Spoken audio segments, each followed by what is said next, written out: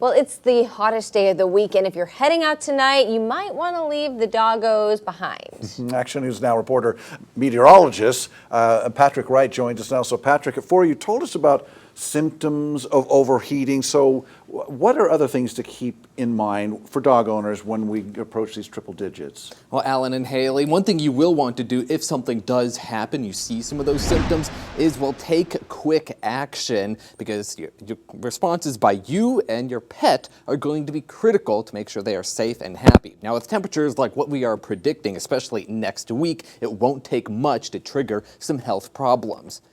If you find yourself in a situation where your furry friend is experiencing heat stress, bring them into the shade, give them some water, and keep an eye on them over the next several hours, because when it comes for them over the next several hours, when it comes to giving your pet water, there are some things to keep in mind.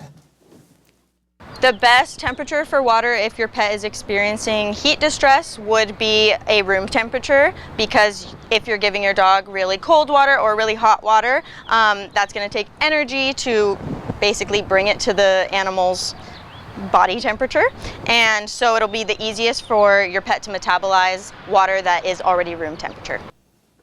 Now, if your pet's condition does not improve, that is the point where you call the vet and see if they need to be brought in. So I know that you went over this at 4, but in case anyone wasn't watching, Patrick, what are some of the signs that we can watch for to tell if our dogs are in stress? Like some of the early signs would be if they're kind of like tapping their paws, where they really just kind of want to get off the pavement or out of the heat and into some shade, but also any excessive panting, nausea, or respiratory issues. Now, one thing you can do is pinch the back of their neck. So I think if we can get a 3-shot of us at the desk, you can pinch yourself, and if your skin pops right back pretty quickly, then that means you're hydrated. And you can do that to the pet right on their neck, between their shoulder blades, and if it pops back in within like a second, then that means they're hydrated. But if it takes a little bit of time to come down, then that means you got to get them some water and make sure it's not, too hot or too cold. Okay. Thanks, Patrick. Interesting.